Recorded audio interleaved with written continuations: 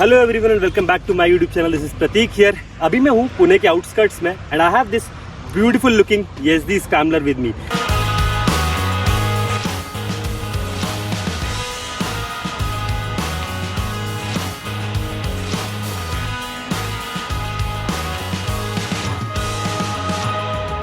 तो जब से एक्चुअली ESD लॉन्च हुई है उस टाइम से मेरे को ये बाइक चलाने का बहुत ज़्यादा मन था। कुछ नया सा आया है मार्केट में तो एक एक्साइटमेंट होता है। So even I was excited. अभी मैं पुणे आया हुआ था सो आई गॉट दिस बाइक। तो फिलहाल मैंने ये बाइक चलाई है पिछले 3 दिन से, सिटी में, ऑफ रोड में, हाईवे पे, and after that I am giving my review. So I cover the points what I felt riding the bike in city, highways, of road, सब चीज़ के जो भी मेरे ऑब्जर्वेशंस हैं। I cover all those practical points.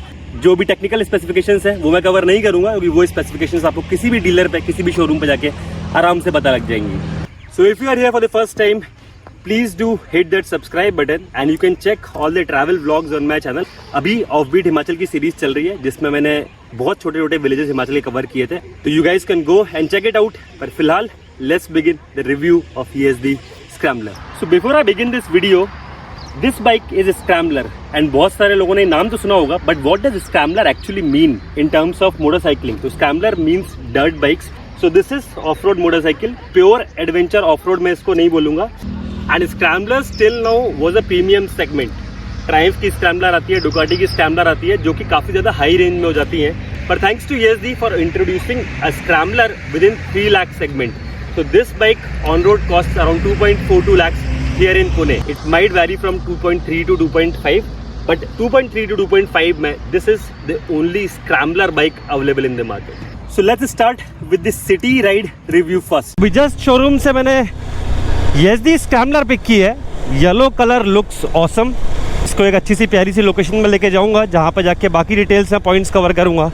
तो अभी city में ride कर रहा हूँ, तो let's cover city riding aspect of ESD Scrambler, how comfortable it is, traffic में कैसी है, क्या है, all these things we'll cover. Okay, good power, good acceleration and nice brakes. Wow, not bad. Brake bite is really good. It's actually fun to ride this motorcycle.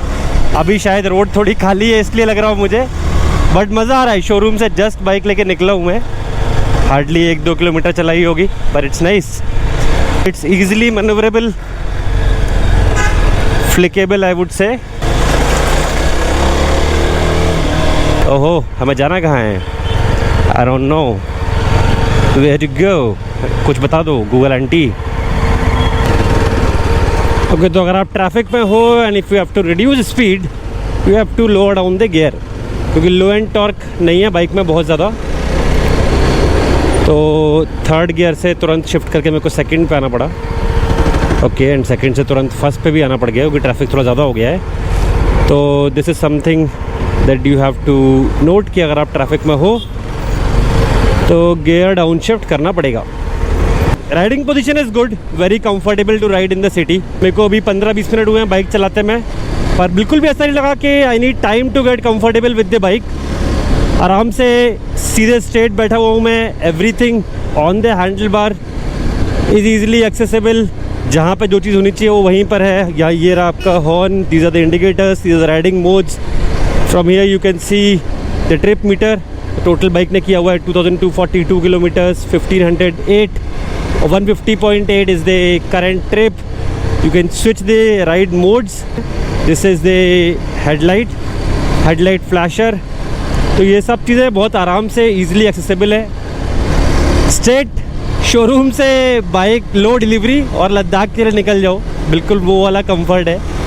कोई use to होने में आपको time नहीं लगेगा bike से। तो city में काफ़ी देर से राइड कर रहा हूँ फ़िलहाल मैं। थोड़ा ट्रैफिक भी था अभी पीछे, करीब 15-20 मिनट का।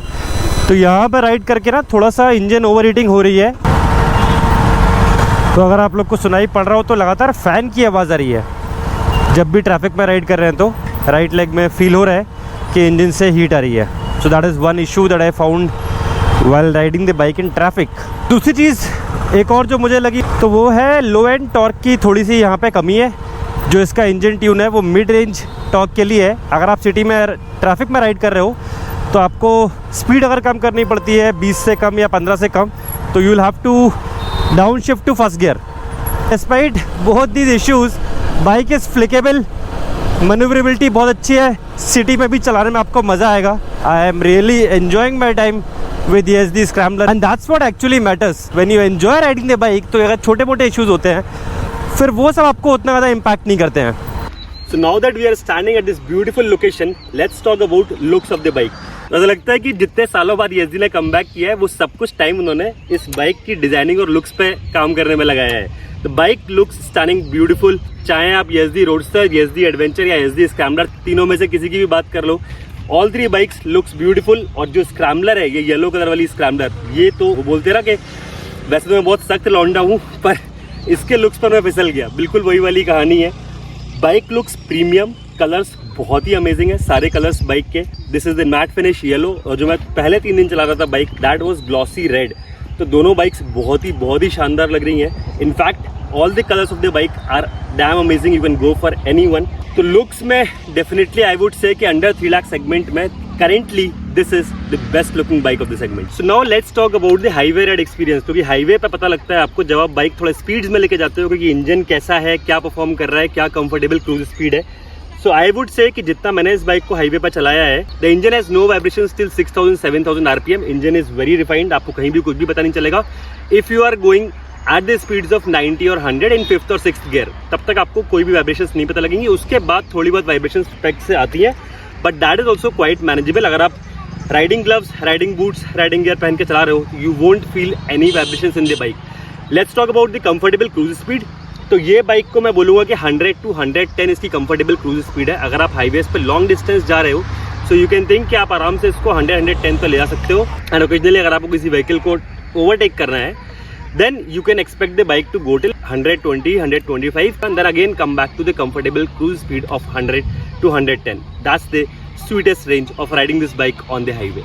So if I talk about the sitting position and ride comfort for the highway ride, इसकी जो सीट हाइट है that is 800 mm. एंड ये वाले पॉइंट पे सब लोग कमेंट्स में पूछते हैं कि मेरी हाइट क्या है. तो मेरी हाइट है 5'8" और 5'8" हाइट पे मेरे पैर आराम से ग्राउंडेड है. तो जो मैं बाइक चलाता हूँ that is 835 mm BMW GS 310. उस पर मेरे पैर थोड़े से ऐसे पहुँचते हैं, पर on this bike my feet are grounded comfortably. मैं एकदम अपराइट पोजीशन में बैठा हूँ, जो हैंडल बार की पोजीशन है. So I ride the bike like this. तो अगर मैं हाईवेज पे इसको 1 घंटे, 2 घंटे, 2.5 घंटे तक भी विदाउट ब्रेक चला रहा हूँ, जो कि most of the times highway rides पे, लॉन्ग डिस्टेंस हाईवे राइड्स पे मैं करता हूँ. I cover the distance of 150 kilometres at least before taking a break.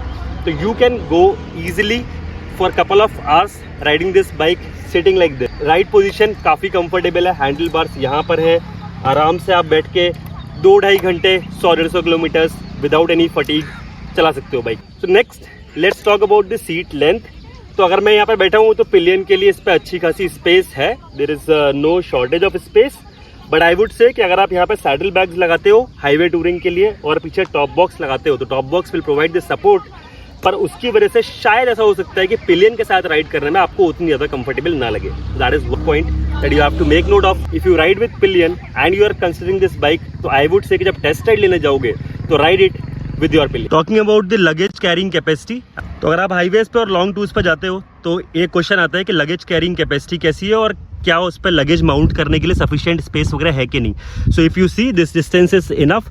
आप एक जो 30 लीटर्स का सैडल बैग आता है उसकी हाइट यहाँ तक होती है, और यहाँ पर ये फुटरेस्ट पैनल भी दिया हुआ है जिस पे आपका बैग टिक जाएगा. साइलेंसर पे टच नहीं करेगा because this bike has silencers on both the sides, पर ये फुट पैग्स बैग को साइलेंसर से टच करने से रोकेंगे. So you need to install a saddle stay. Saddle stay install करके आप कंफर्टेबली इसमें सैडल बैग्स लगा सकते हो. There is space to put the back rack. यहाँ से आप आराम से टॉप बॉक्स के लिए रैक लगा सकते हो. टैंक पे अच्छी खासी स्पेस है टैंक बैग माउंट करने के लिए. आराम से टैंक बैग माउंट हो जाएगा. उसके बाद भी सीट लेंथ अच्छी खासी बचती है for you and your pillion if you go with pillion. नहीं तो आपके लिए तो अच्छी खासी सफिशिएंट स्पेस है. तो सिटी राइड और हाईवे राइड तो हो गई. अब बात करते हैं इसकी ऑफ रोड परफॉर्मेंस के बारे में. तो पहली चीज आपको बता देता हूँ कि इस बाइक पर है 3 riding modes. First one is road, जिस पर मैं मोस्ट ऑफ द टाइम चला रहा था इसको सिटी में और हाईवे में. Second one is rain mode, जैसे कि अभी बारिश हो रही है तो हो सकता है मैं रेन मोड में यहाँ से बाइक को चला के वापस लौटूं. तो रेन मोड में क्या होता है कि रेन मोड में ब्रेक्स की जो पावर होती है वो थोड़ी सी सबड्यू हो जाती है, थोड़ी सी कम हो जाती है, एंड जिसकी वजह से बाइक स्किड नहीं करती है. And the third mode is off road mode. ABS का कोई अलग से बटन नहीं है, जो कि काफ़ी सारी बाइक्स में होता है कि स्विचेबल ABS है. This bike has the off road mode which ensures कि आप जब ऑफ रोड जा रहे हो तो rear ABS is off and you can slide the bike the way you want to. तो ये लेफ्ट हैंड पे जो 4 स्विचेस दिए हुए हैं, यहाँ से आप मोड चेंज कर सकते हो. So if I show you right now, it is in off road mode. यहाँ से मैंने ये नीचे वाला बटन लॉन्ग प्रेस किया and now the mode has change to road. तो बहुत ज़्यादा लंबी ऑफ रोड के लिए तो मैं ये बाइक अभी लेके नहीं गया हूँ, पर जितना भी ऑफ रोड पे अभी मैं लेके गया, यहाँ पे जितनी मेरे को ट्रेल्स दिखी थोड़ी बहुत जो मैंने इस पर राइडिंग की है, so it has very good saddling position. अगर आप बाइक खड़े होकर चलाना चाहते हो तो you can easily stand and ride the motorcycle. Actually बहुत सारे लोग ना ऐसे खड़े होते हैं. Actually saddling position is bit like this, so you can definitely hold the tank comfortably. Handle bar position यहाँ पर है. 5'8" हाइट के लिए saddling is very comfortable I would से. तो the bike has got spoke wheels. वो देख के आपको समझ में आना चाहिए कि the bike is off road capable. Spoke wheels has the advantage if you are going on the off road trails, क्योंकि अलॉय व्हील्स में काफ़ी बार क्या होता है कि रिस्क होता है. If you are going an extreme off road तो देयर इज अ रिस्क कि आपकी रिम बेंड हो जाएगी, पर स्पोक व्हील्स में नहीं होती है. उसके अलावा bike has good low end torque to ride on the off road trails. अगर आप एक अच्छी स्पीड में ऑफ रोड पर जा रहे हो ट्रेल पे 30-40 की स्पीड में या 20 to 30 की स्पीड में, so you won't feel the bike lacking anywhere. Next thing, talking about the suspension setup, तो rear suspension stiff है ऑफ रोड में. तो अगर आप लंबी ऑफ रोड पर जा रहे हो उतनी ज़्यादा कंफर्टेबल नहीं होगी. मैं इसको प्रेस करूँ तो बिल्कुल भी रियर सस्पेंशन में प्ले नहीं है. So that is why bike is not very comfortable for extreme off road of long distances. वो थोड़ा बहुत टायरिंग लग सकता है अगर आप पूरे दिन इस पर ऑफ रोड करने वाले हो. बट एज आई सेड, अगर आपकी riding is 70% highway and 30% of road, you can definitely rely on scrambler. Okay, तो तीनों राइडिंग मोड की बात तो मैंने कर ली, पर एक क्वेश्चन जो बहुत सारे लोगों को होता है, ऑब्वियसली आप लोग भी बहुत देर से वेट कर रहे होंगे कि माइलेज कितना है बाइक का. मैंने बाइक चलाई होगी around 150 to 200 kilometres, city, of road, highway सब कुछ मिला के. एंड मुझे जो इस बाइक से माइलेज मिला है that is around 25 to 28 in the city. Highways पर शायद 30 तक. तो एक और चीज़ है जो काफ़ी लोगों को क्वेश्चन होगा, डाउट होता है कि एसडी अभी नई आई है तो उसके बारे में सर्विस इंटरवल, मेंटेनेंस कैसी है बाइक की, क्या क्या चीज़ें हैं. तो उसके बारे में मैं बात नहीं करके यहाँ पे जो सौरभ है वो बताए, वो ज़्यादा बेटर रहेगा. इसका फर्स्ट सर्विसिंग जो है वो आता है 1000 किलोमीटर या फिर 1 मंथ. जो सेकंड सर्विसिंग है वो 6000 किलोमीटर या फिर 6 मंथ्स में आता है. सर्विसिंग शेड्यूल का गैप जो है वो 6000 किलोमीटर या 6 मंथ्स का रहेगा. फर्स्ट जो 4 सर्विसिंग फ्री है उसका चार्ज आएगा 1500 to 1600 तक. ओके, उसके बाद जो आपका पेड सर्विसिंग आएगा आफ्टर 2 years, उसमें आपका लेबर चार्ज ऐड हो जाएगा 750 to 800 रुपीज़. सर्विसिंग मतलब जैसे आप देखोगे तो ये सीसी सेगमेंट में इतना सर्विसिंग कॉस्ट वो सबसे लोवेस्ट मेंटेनेंस है. और अपने यहाँ पे कैसा है कि अपना जो डीलरशिप है शक्ति ऑटोमोबाइल्स, ये इंडिया का फर्स्ट डीलरशिप है.